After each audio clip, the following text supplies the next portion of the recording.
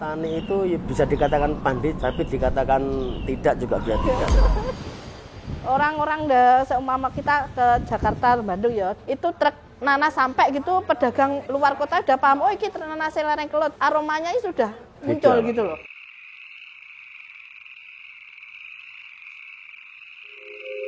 Untuk yang tanah pribadi aja kurang lebih 100-an hektar. Itu yang dikelola sendiri, yang milik sendiri.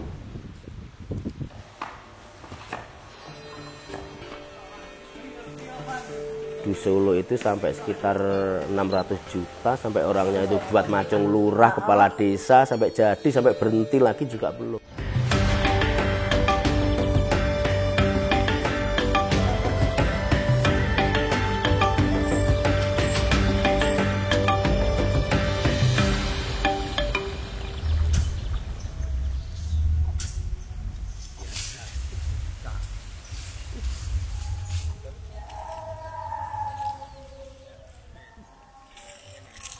Kenapa suami saya itu jadi petani nanas? Ya awalnya memang mertua saya itu kan pedagang buah nanas. Kalau pedagang itu kan yo kulaan beda karo hasil panenan sendiri. Kalau kulaan itu kan yo kita ngambil untung berapa persen dari pembelian gitu. Terus kalau nanam sendiri kan kita bisa ambil untung lebih banyak, nandur dewe, jual sendiri gitu loh Mas. Kalau untuk nanas di Kabupaten khususnya Blitar ini prospek kali Mas, karena tanahnya memang tanah berpasir. Jadi yang ideal bagus nanas sih di Kabupaten Blitar Kediri ini sangat cocok karena nanas itu memang harus tanah berpasir. Makanya kualitas nanas Blitar itu lebih di atasnya dari wilayah lain gitu. Makanya nanas itu adanya di Blitar bagian utara, Kediri bagian selatan, sama timur. Pokoknya sepanjang lereng Gunung Kelut ini. Dari teksturnya nanas itu dagingnya beda Mas. Jadi untuk nanas kelut, ini bila dibicara nanas kelut gitu, tapi nanasnya itu keras dagingnya. Dan nanti keras itu dimakan itu kremes-kremes gitu. Dan itu tahan lama, juga tidak mudah busuk. Dan kalau untuk dari wilayah lain itu nanti kan lentur sekali gitu. Kadar airnya tinggi, asamnya tinggi. Kalau di lereng Kelut itu manis sekali. Orang-orang seumpama kita ke Jakarta, Bandung ya, itu truk nanas sampai gitu, pedagang luar kota udah paham, oh ini nanas lereng Kelut, aromanya sudah muncul gitu loh. Sama model bodi itu sudah berbeda. Kalau orang tuh paham tuh beda banget. Kan rapatnya kan mudah sekali sebenarnya, tapi lama. 15 bulan baru panen. Setelah lahan itu kita bersihkan dan nanti kita jawone dikebruk, misalnya dicangkul gitu. Nanti kita tanami lagi. Untuk pemupukan usia sekitar 3 bulan cuma baru mupuk saja. Setelah itu mungkin kita bahasanya itu bersih-bersih rumputnya, matun orang Jawa itu. Nanti setelah umur 6 bulan kita juga mupuk lagi, netes lagi. Kurang lebih sekitar 1 bulan lagi kita juga bersih rumputnya lagi. Nanas itu nanti pohon nanas usia 8 bulan sampai 9 bulan. Kalau nanasnya itu pohonnya bagus sudah berani dibuahkan. Setelah dibuahkan diubat itu 40 hari keluar til itu, puncuknya itu baru 4 bulan panen. Jadi kurang lebih ya 15-14 bulan lah, maksimal 15.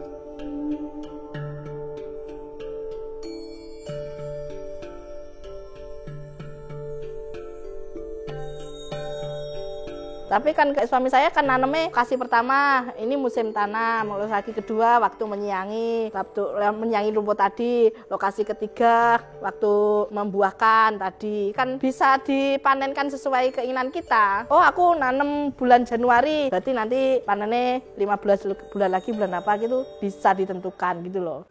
Kamu ngerasa karirmu stuck cuma gitu-gitu aja? Udah coba baca banyak buku, pengen banget berkembang, tapi lingkungan kurang support juga? Tenang, Bukalapak punya solusinya. Bukalapak dan Kartu Prakerja sekarang hadir menyediakan berbagai kelas pelatihan dan pengembangan diri. Sebagai bekalmu untuk bisa upgrade skill dibawakan langsung oleh para expert di bidangnya. Di Bukalapak, pilihan kelasnya lengkap dan seru. Mau belajar leadership? Ada. Mau belajar time management biar lebih produktif? Juga ada. Jadi, kamu bisa ningkatin value kamu, siapa tahu perusahaan bisa ngasih kamu peluang terkait kemajuan karirmu. Cara beli kelasnya mudah. Layanan customer support-nya siap membantumu 24 jam non-stop. Pengalaman dari tim Bukalapak yang telah lebih dari 1 dekade gak perlu diragukan lagi. Dijamin akan memudahkan kamu selama proses belajar. Saat ini, Prakerja telah tersedia pilihan kelas baik online maupun offline. Tuh kan, tunggu apa lagi? Ayo beli kelasnya sekarang di Bukalapak. permintaan pasar tinggi. Jadi, oh aku tak nanam pas bulan ini, nanti pas bulan puasa panen raya, panen besar gitu loh. Kalau tiap-tiap hari ya pasti ada panenan, tapi nggak sebanyak ketika bulan puasa. Proses pertumbuhan itu besarannya ngubat, jadi dikasih air sama etrel, terus itu dikucurkan dalam kuncup-kuncupnya gitu. Itu nanti satu lokasi buah bareng gitu loh. Kalau nggak dikasih obat seperti itu, ya berbuah tapi nggak bisa serentak, nggak bisa bareng. Kan kita biasanya 1 hektar itu nanamnya sekali satu waktu gitu ya. Nanti kalau nggak diobat, nanti mungkin bagian sebelah barat sudah berbuah, sebelah timur belum, nggak bisa serentak. Kalau global untuk per 1 hektar itu kurang lebih sekitar 50-an juta untuk biaya untuk dari awal. Dari mulai cocok tanamnya itu, mulai beli bibitnya, sampai perawatan, bekerja, sampai panen, itu kurang lebih segitu. Jumlah nanas per 1 hektarnya itu yang ideal itu 80.000 buah. Kalau untuk saat ini kita mengalkulasi harga, kita tinggal ngikut nota Mas. Tiap hari kan tidak sama, tiap bulan juga tidak sama. Jadi kadang-kadang berubah-ubah. Dari 80.000 itu nanti mungkin yang 100% jadi buah. Mungkin kurang lebih sekitar 70-an ribu. Terus kalau 70.000 dibuat berapa? Nanti kan kita lihat juga kelasnya nanas. Jadi 1 hektar itu kelas nanas berapa, uangnya pasti tidak sama. Terus juga diserentakkan nantinya. Kelas itu nanas A, B, C sama D grade-nya itu. Berdasarkan ukuran. Yang paling besar ukuran A. Nanti semakin bagus perawatan tanamannya, semakin banyak nanas yang grade A. Kalau kita menanam 1 hektar itu bisa A semua, ya itu alhamdulillah itu pasti besar. 70.000 kali 4.000 ya Pak. Kalau sekarang itu 4,5 per 1 biji.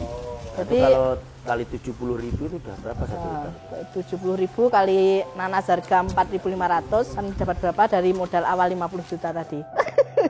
7 kali 4,5, 14 atau 14, 200. Kalau jadi A semua. Persentase nanas 1 hektar itu untuk paling terjelek nanas itu 50-50. Jadi aneh. A separuh, B ke bawah separuh. B-nya seperempat gitu bahasa. Jadi separuh-separuh gitu. Sekarang kan ada obat pembesaran. Jadi kita bisa bikin nanas ini 1 kebun bisa jadi A semua. Itu ada obat, jadi ketika nanas sudah berbuah, sudah berumur 1 bulan berbuah ya. Ngarani kita gogrok kembang. Nah, itu nanti baru kita kasih doping untuk dikasih doping untuk membesarkan ukuran nanas. Di nanasnya 1 kebun itu bisa 90% A semua itu nanti.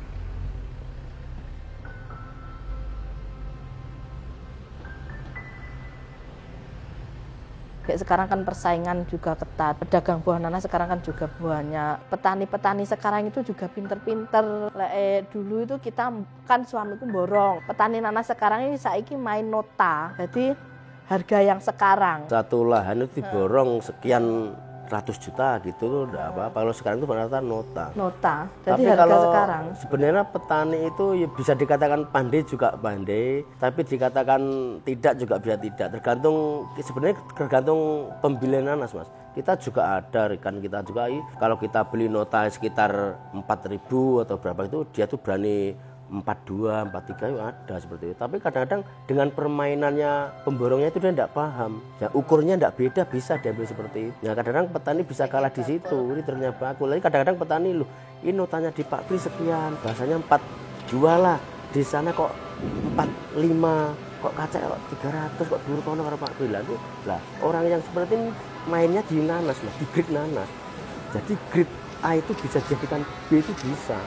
Jadi seandainya 1 hektar itu bisa keluar A 30.000, nah yang harga dibeli nota 4,5 itu bisa dikeluarkan 25.000 sampai 20.000 bisa.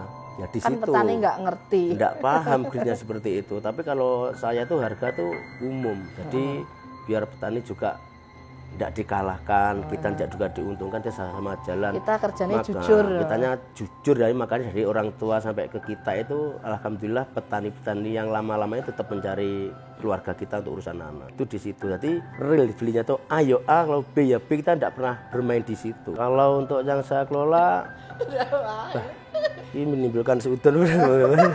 Untuk yang tanah pribadi ada kurang lebih 100-an hektar. Itu yang dikelola sendiri, yang milik sendiri. Dan kita juga memborong-borong punya orang-orang di desa-desa kita, tetangga desa, kecamatan. Sama keuangan dengan petani itu ya memang harus benar komitmen. Kuncinya keuangan juga. Jadi kita seandainya kita petik hari ini, maksimal 2 hari itu malam sudah kita bayar lunas. Soalnya orang nanam itu selama itu ya 1,5 tahun. Jadi petani kebanyakan itu pagi dipetik, malam itu wes uangnya diambil. Kalau modalnya nggak double kan nggak ada perputaran gitu loh. Kalau kita ke Bandung, khusus Bandung itu kita 1 minggu 2 kali. Kalau untuk ke Surabaya itu tiap hari. Untuk ke Kendal juga tiap hari. Di sana di pasar. Pasar buah juga. Di Kendal itu di pasar Meleri sana. Jadi untuk buah didagangkan di pasar. Kalau di Surabaya juga di pasar juga. Ya pasar buah gitu. Itu yang berangkat pakai truk, kalau yang pakai pickup itu banyak. Jadi kita bawanya kemana kita kurang tahu.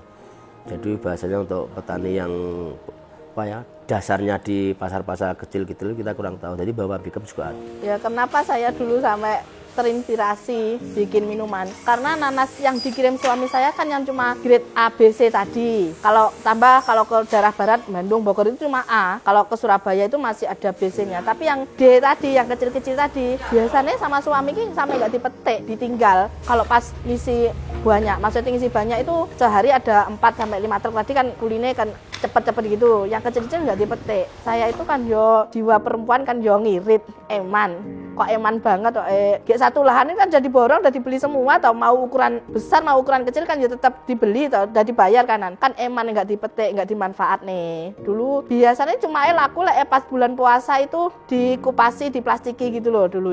Terus saya akhirnya ya gue dibuat apa ya bermanfaat. Jadi sekarang itu nanas semua yang ada di kebun dipetik semua, yang besar dijual ke pasar, yang kecil saya olah gitu loh. Akhirnya itu jadi minuman apa, Bu? Minuman segar.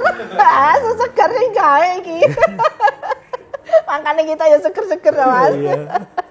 Cuma di samping rumah pabriknya ya dulu cuma di dapur terus pindah ke garasi. Ke garasi kelihatannya prospeknya kok bagus, terus semakin dibesarkan ini. Ya alhamdulillah sama Allah diberi kelancaran sampai hari ini, diberikan kebermanfaat untuk orang lain. Aku kan malah mempekerjakan orang-orang di sekitarku, saudara-saudaraku gitu. Ada rasa kepuasan tersendiri lah pokoknya. Kalau perusahaanku nanti kan pengenku aku pabrikku segar itu tak jadikan perusahaan gitu loh Mas. Ya, di manajemen secara profesional, jadi nanti ada manajemen perusahaan itu isinya anak-anakku gitu loh. Ya mungkin kalau bisa besar ada nanti jadi perusahaan TBK tapi pemilik saham anak-anakku gitu loh. Anak-anakku pengen penak koyok aku sama suami, kan hitungannya aku sama suami itu kan kerja nggak mulai merangkak toh Mas, sudah bisa berjalan. Soalnya kan yang babat pasar tadi dari orang tua, terus kayak nanam nanas awalnya kan kebunnya orang tua, bukan kita belum punya kebun, wis tanah sing sana tandurono gitu kan mertua. Akhirnya pas panenan orang tua nggak minta hasil dari kita nanam nanas itu 100% jadi milik kita. Yang penting orang tua ini tahu, oh pri panen nanas kono ditukokne lemah kono gitu. Jangka panjangnya pengen anak-anakku yo gitu.